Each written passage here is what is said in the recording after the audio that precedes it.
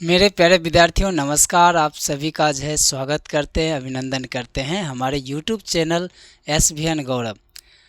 आज हम बात करेंगे जो पिछले वीडियो में मैंने बात किया था, समरी मैंने आपको बताया था। ये क्या कहते हैं, पोएट्री चैप्टर का फर्स्ट था, sweetest love I do not गो का समरी मैंने बताया। अगर आप उस समरी को नहीं देखे हैं तो प्लीज़ जाकर वहाँ वॉच करें। और आज हम बात करेंगे इसके ऑब्जेक्टिव, जो बहुत ही इम्पोर्टेंट है। जो आपके इस चैप्टर में जितने भी इम्पोर्टेंट ऑब्जेक्टिव है उन सभी ऑब्जेक्टिव को हमने यहाँ पे लिखा है। आज ऑब्जेक्टिव के बारे में बात करेंगे और ऑब्जेक्टिव सीखेंगे कि क्या है। अगर आप नहीं देखें तो प्लीज़ जाकर वहाँ वॉच करें। अगर आप नए हैं तो वेलकम है, स्वागत है। आप हमारे चैनल को सब्सक्राइब कर सकते हैं, शेयर कर सकते हैं और एक छोटा सा प्यारा सा कमेंट कर सकते हैं। आइए देखते हैं स्वीटेस्ट या sweet love I do not go objective question जो है इसका जो है हमने लिया है। एक एक ऑब्जेक्टिव क्वेश्चन को देखेंगे और देखिए कि इसमें जो है कितना आपको आता है। अगर नहीं देंगे तो प्लीज़ जाके वहाँ वॉच कीजिए, तब जाके आपको ये क्वेश्चन समझ में आएगा। नहीं तो फिर समझने के भी प्रयास करेंगे, हम बताएंगे। थोड़ा सा आप यहाँ देखिए। फर्स्ट क्वेश्चन कहता है who is written by sweetest love I do not go. कहता है कि कौन है जिन्होंने sweetest love I do not go को लिखा है। ऑप्शन ए है कमला दास, ऑप्शन बी है जॉन डन, ऑप्शन सी है H.E. बेट्स और डी है नन। बताइए कौन सा है। इसका तो आंसर आप जानते होंगे, बहुत ही ईजी है, क्योंकि sweetest love I do not go के जो है राइटर है वो है जॉन डन है। कौन है? जॉन डन है। तो आपका ऑप्शन हो जाएगा बी। तो B option is the correct answer question number first. ठीक, कमला दास तो नहीं होगा, H.E. बिट्स नहीं होगा, नन में से कोई नहीं होगा। तो option number B is the correct answer होगा। Who is written by the sweetest love I do not go. Sweetest love I do not go के जो राइटर हैं वो है जॉन डन है। कौन है? जॉन डन है। याद रखेंगे, sweetest love I do not go के राइटर कौन है? जॉन डन है। चलिए, फर्स्ट क्वेश्चन आपको याद हो गया होगा। दूसरा क्वेश्चन क्या है? सेकेंड क्वेश्चन देखिए, कहता है John Donne was born in dash and died in dash. कहते हैं कि जॉन डन की जो है जन्म जो है, बोर्न मतलब जन्म कहाँ हुआ, मतलब कब हुआ, एंड डाइड कब, कितने ईस्वी में हुआ, वो आपको बताना है, डेट बताना है। ऑप्शन ए है 1572 या ऑब्लिक है 1631। अब ये देखिए, ये है बॉर्न दिया हुआ और ये क्या है, ये डाइड दिया हुआ, मतलब ये जन्म वाला है, ये मृत्यु वाला है। ऑप्शन बी है 1571, ठीक 71, 1632। ऑप्शन सी है 1570, 1630 और ऑप्शन डी है 1885 और 1901। बताइए कौन सा इसमें जो है जॉन डन के जो है जन्म हुआ और डाइड मतलब मृत्यु हुआ, कब हुआ था। जॉन डन का जन्म जो हुआ था वो 1572 में 1572 में हुआ था, और उनकी जो मृत्यु जो हुई थी, डाइड हुआ था, वो हुआ था 1631 में। तो ऑप्शन देखिए इसमें कौन सा होगा, 1572, 1631। तो option number A is the correct answer question number first. John Donne was the born in dash A and died in dash. तो 1572 में इनका जन्म हुआ और डाइड इन 1631 में इनका क्या हुआ, डाइड हुआ, मतलब इनकी निधन हो गया, इनका मृत्यु हो गया। तो ये क्वेश्चन नंबर 2 का आंसर है। हमको उम्मीद है कि आपको ये दूसरा भी क्वेश्चन है याद हो गया होगा। अब नेक्स्ट क्वेश्चन पर बात करते हैं। थर्ड नंबर क्वेश्चन है, कहता who says death is sure and he has to die. कहते हैं कौन कहते हैं कि मृत्यु जो है निश्चित है, मृत्यु क्या है, निश्चित है। ही हैज ए डाई, मतलब मृत्यु क्या है, एक निश्चित है। कौन कहते हैं? ऑप्शन है डॉक्टर D.H. हुसैन, मतलब क्या हो गया, जाकी अति D.H. हुसैन हो गए। ऑप्शन बी है के.एन. दारूवाला, ऑप्शन सी है जॉन डन और ऑप्शन डी है नन। बताइए इनमें से कौन है जो कहते हैं कि मृत्यु निश्चित है, मरना तय है सॉरी, मरना क्या है, तय है। ठीक, तो ये जो है ये आपके chapter sweetest love I do not गो में ही बताया गया है, और ये बोले थे जॉन डन बोले थे। कौन बोले थे? जॉन डन बोले थे। तो option number C is the correct answer question number third. समझ गए? तो ये जो है मृत्यु निश्चित है, ये बात जो है जॉन डन ने कहा था। तो option C is the correct answer आपका हो जाएगा। यहाँ तक समझ में आ रही है बात? बिल्कुल समझ में आ रही होगी। देखिए नेक्स्ट, देखिए क्या है, 4th नंबर क्वेश्चन का था which type of lover never part away. कहता किस प्रकार के जो है टाइप्स, मतलब प्रकार के लवर जो होते हैं, जो है हमेशा, मतलब किस प्रकार के लवर जो होते हैं जो क्या कहते हैं नेवर पार्ट अवे, जो अपने जीवन से क्या कहते हैं नेवर मतलब छोड़ते नहीं हैं। किस प्रकार के लवर जो अपने जीवन साथी को छोड़ते नहीं हैं, या जिससे प्रेम करते हैं, प्रेयसी को या लवर को या अपने प्रीतम को, या कह सकते हैं अपने प्रेमिका को छोड़ते नहीं हैं। तो ऑप्शन ए है रोमांटिक लवर्स। रोमांटिक लवर्स जो होते हैं वो नहीं छोड़ते हैं। या ऑप्शन बी है ट्रू लवर्स, मतलब सच्चे जो प्रेमी होते हैं वो नहीं छोड़ते हैं। ऑप्शन सी है क्यूट लवर्स, मतलब जो खूब देखने में अच्छे लगते हैं वो नहीं छोड़ते हैं। ऑप्शन डी है नन। इनमें से कौन? तो इस क्वेश्चन का जो आंसर होगा वो सच्चे प्रेमी, जो आपको हमने समरी में बताया था। तो ट्रू लवर्स जो होते हैं वो जो है एक सच्चे प्रेमी होते हैं, वो कभी छोड़ते नहीं हैं। तो इसका जो है क्वेश्चन नंबर 4 का राइट आंसर हो जाएगा, कौन सा हो जाएगा? Option number B is the correct answer हो जाएगा इसका 4th नंबर क्वेश्चन का। समझ में आ गए? सच्चे प्रेमी जो होते हैं, जो सच्चे प्रेमी होते हैं वो अपने लवर्स को, अपने प्रेमिका को, अपने क्या कहते हैं, अपने जो चाहते जिनको, उनको कभी छोड़ते नहीं हैं। तो जैसे कि आपको उदाहरण भी हमने दिया था कि हमारे भारत में और बहुत सारे देशों में भी ये एग्जाम्पल है, जैसे कि लैला मजनू हो गए, हीर रांझा हो गए, ठीक उसी प्रकार जूलियट हो गए। इसी प्रकार से बहुत सारे हैं, और आप में भी बहुत सारे होंगे, और आप में भी हैं। चलिए क्वेश्चन नंबर 5th नंबर में देखते हैं। कहता है dash dash that wants to gladly accept death. कहता है कि ग्लेडली, कौन कहते हैं कि मृत्यु जो है क्या करते हैं, ग्लेडली एकदम आना ही है, एक्सेप्ट करते हैं, उसको स्वीकार करते हैं, मृत्यु को क्या करते हैं, स्वीकार करते हैं। ऑप्शन ए है वाल्ट वाइटमैन, ऑप्शन बी है जॉन किट्स, ऑप्शन सी है जॉन डन, और ऑप्शन डी है टी.एस. इलिट। बताइए कौन है जो मृत्यु को स्वीकार करते हैं? स्वीकार मतलब अगर मृत्यु आ भी जाए तो हम उसे क्या करेंगे, स्वीकार कर लेंगे। स्वीकार मतलब एक्सेप्ट कर लेंगे। तो इसका जो आंसर हो जाएगा वो हो जाएगा जॉन डन हो जाएंगे। कौन हो जाएगा? तो जॉन डन साहब जो हैं मृत्यु को क्या करते हैं, स्वीकार करते हैं। ठीक, तो वाल्ट वाइटमैन नहीं, जॉन किट्स भी नहीं, और टी.एस. इलिट भी नहीं। तो जॉन डन जो साहब है वो क्या करते हैं, मृत्यु को स्वीकार करते। देखिए हंसते खेलते हमने 5 क्वेश्चन को याद कर लिया। बहुत ही ईजी है, बहुत इंटरेस्टिंग है, इस समरी को जरूर पढ़िएगा। हमने बताया है पिछले वाले वीडियो में, जरूर देखिए, पूरे प्लेलिस्ट बनाया हुआ, उसको पूरे वॉच कीजिए आप, और वीडियो को अधिक से अधिक शेयर कीजिए, सपोर्ट कीजिए प्लीज़। देखिए क्वेश्चन नंबर 6 थे। देखिए कहता है John Donne is a dash dash dash poet. मतलब कहते हैं जॉन डॉन जो है किस प्रकार के कवि हैं। इसका हिंदी हो गया जॉन डॉन जो है is a dash dash dash, किस प्रकार के कवि हैं। अब ऑप्शन ए है फिजिकल, ठीक, और ऑप्शन बी है मॉडर्न, ऑप्शन सी है वार, और ऑप्शन डी है नन। मतलब मेटाफिजिकल्स मिस होता है, फिजिकल मिस होता है आध्यात्मिक होता है, ठीक, और मॉडर्न मिस होता है आधुनिक होता है, और वार मतलब होता है कि लड़ाई झगड़ा करने लड़ाई झगड़ा वाला जो है, एक्शन मूवी वाला जो नहीं होता है, जो राइटर लिखते हैं, एक्शन वाला हो गया। ऑप्शन डी है नन, इनमें से कोई नहीं। बताइए कौन सा? जॉन डॉन है किस प्रकार के कवि हैं? वो मेटाफिजिकल आध्यात्मिक कवि हैं, या मॉडर्न आधुनिक हैं, या वार वाला लिखते हैं?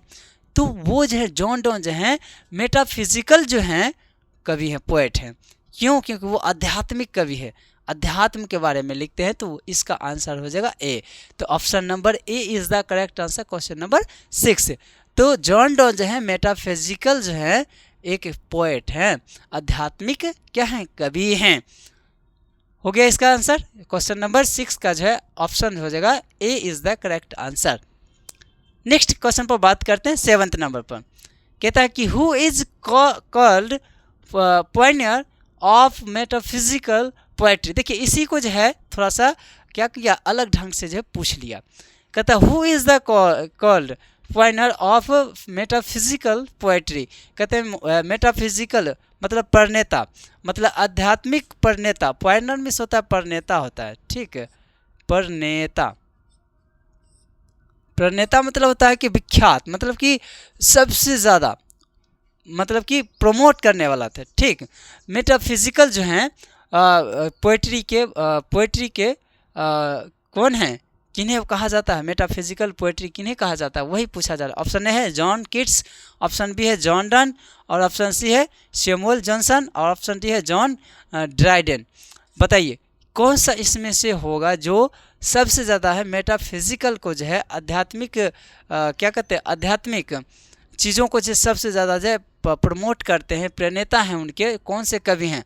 जॉन किट्स हैं, जॉन डन हैं, सैमुअल जॉनसन हैं, या जॉन ड्राइडेन है? बताइए कौन सा है? इसी का आंसर होगा मेटाफिजिकल जो हैं वो है हमारे जॉन डन। कौन हो जाएंगे? John Donne.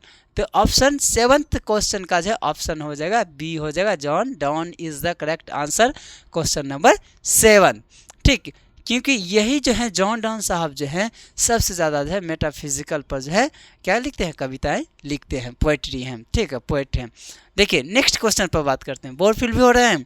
अगर बोर फील हो रहे हैं तो आप हमें कमेंट करके बताइए, आपके लिए एक अच्छे से जादू बताएंगे, तुरंत गायब हो जाएगा।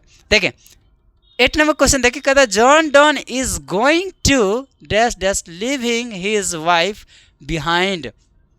क्वेश्चन समझ में नहीं है, कोई बात नहीं है, समझते हैं, छोटे छोटे पार्ट में समझते हैं। देखिए कहता है John Donne is going, John Donne जो हैं जा रहे हैं, टू डैश लिविंग छोड़कर, लिविंग में छोड़ के, हिज वाइफ बिहाइंड अपने पत्नी को जो है छोड़ के, अपने पत्नी को पीछे छोड़ के जॉन डन जो हैं जा रहे हैं। कहाँ जा रहे हैं?